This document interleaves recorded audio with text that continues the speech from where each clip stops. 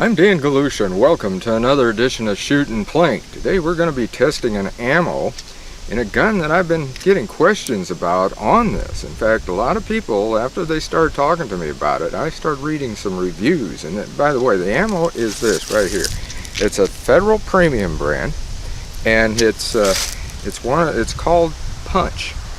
It's a 29 grain bullet, and the velocity at the muzzle is 1070 out of a 2-inch barrel. Thus the questions being asked about this one right here. This is the Ruger LCPII 22, called the Light Rack.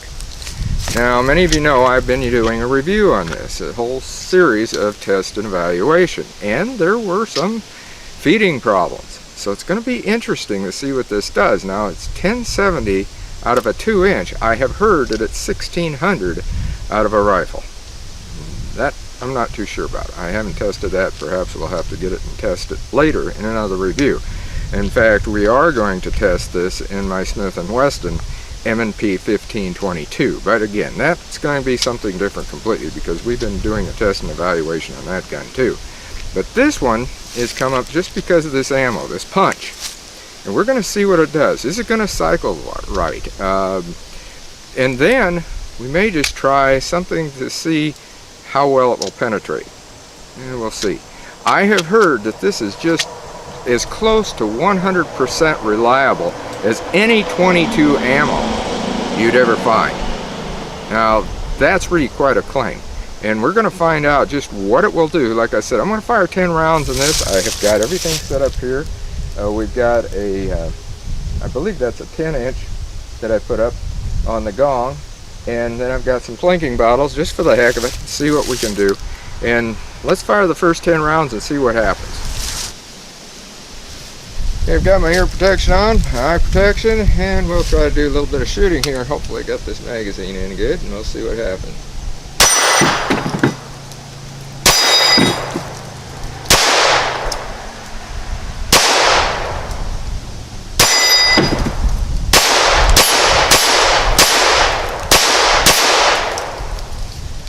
Well, seemed pretty doggone reliable, except for the fact that I couldn't hit that center bottle. Didn't even try on the other one. I just went back to the gong. But you know, just for the heck of it, what we're going to do is we're going to put another magazine in. Got one right here. And I got one, just got to find it.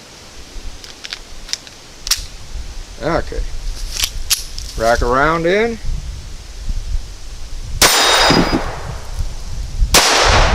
I just can't hit that center bottle. Well, I did. Let's get the back one. See how it does in rapid fire. Well, I would say that it is very reliable on this gun. It fired good. Believe it or not, that bottle went over for some reason. Maybe I hit it. Who knows? I was just shooting a little low on that thing, and this is shooting a little bit low, I noticed. Needs to be up a little bit higher. But what we're going to do next is we're going to see on penetration. I'll show you what I mean. Okay, you're looking at some boxes. There's 2 boxes.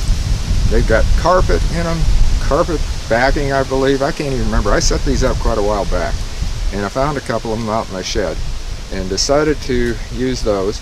And in behind that is a AR-500 target, so that we might hear it if it passes all the way through. But this is going to be interesting because this is a short distance. And by the way, I've been firing between 7 and 10 yards, and that's about the maximum for these little barrels. But like I said, it did cycle, and that's what we wanted to see. I wasn't necessarily caring about the accuracy. So what we're going to do is we're going to shoot at this and just see how far. And I'm going to move up to maybe just a little bit ahead of 7 yards, and we'll see how it works on penetration. I know a lot of times when they do penetration, they do it closer, but I'm figuring a real situation where you will need this for self-defense, because you're probably going to be back. Between most shootings like that are done much closer. So, you know, we're just going to take a look up here and see how this works.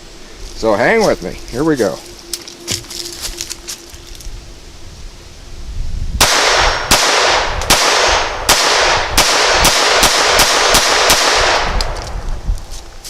Alright, I heard it hit that gong once. So we're going to check the back of that and we're going to see how it works. Okay, here we are at the spot. And you can see all the rounds went right into this area right in here. And I had the first round, in fact, I think was right here, dead center, and that definitely hit that gong. In fact, I wouldn't doubt all of them did. And passed through here. This one I know it definitely did. Here's the back. Okay, here's what we want to see on the back. You can see right here where it's really blown through that. It's even pulling out some of the padding, the regular foam padding and what have you. What I'm going to do is open these up and show you what's inside of this that it had to pass through. In fact, in both of them. This one here, this is the one that it came out of first. So we're going to show you that, because they all went through here. They definitely hit back there. I don't know if you can see all this or not, but this is all packing, and these bullets definitely hit with a pretty good punch. Not to be a pun here, but look at that. There they are. That's the bullets right there that hit that target back there. In fact, this has got red on it even where it hit. It came through with that much punch, as I said, to hit that and flatten them out like that after they went through. Now, I'll show you what's inside of here. Probably need to sharpen this knife, but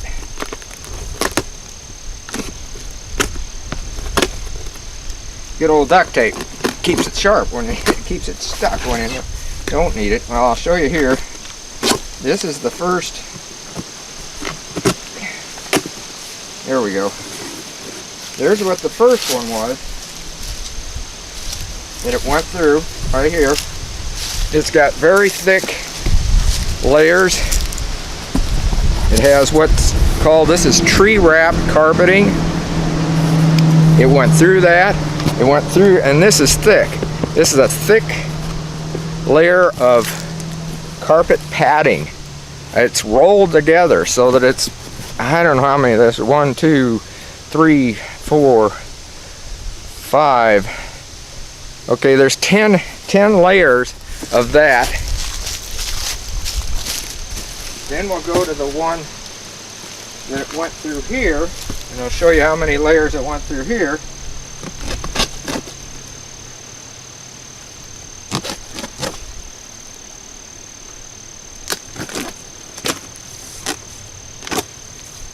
Again, it went through as much as was in that other one, because I think you can probably see it from there. I don't have to walk up. You already seen what it's like.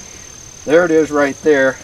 Again, there's 3, 4, 5, 6, 7, 8, 16 layers of that padding was here. 16 layers.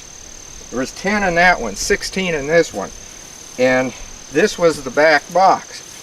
And then you got 1, 2, 3, 4, 5, 6, 7, 8, 9, 10 layers of that carpeting. So, and then it hit that, and again, here's another one.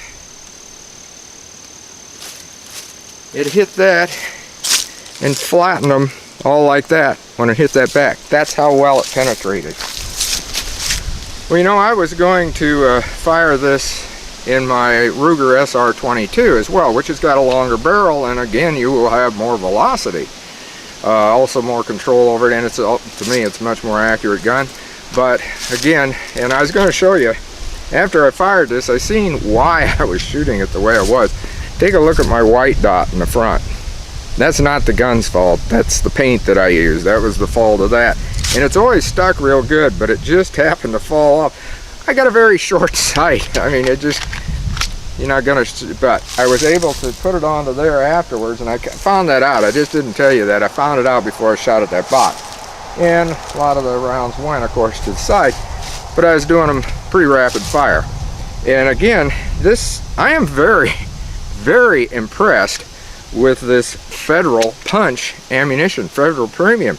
You know, people have said that it's going to work for a good self-defense gun. For people, you know, that need to have something a little bit lower velocity. There's a lot of handicapped people that are wanting to protect themselves. And I know what it's like. I mean, take a look. My hands, I have got crippling arthritis.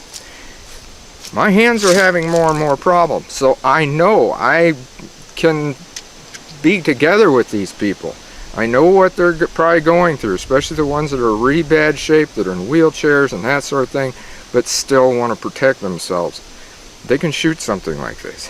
And if it comes out of a small one like this 2-inch barrel type, and I'd heard, and you know, another thing I noticed, and I'd read in the reviews, is that you really get a flame out of the end of this barrel. You know, you do.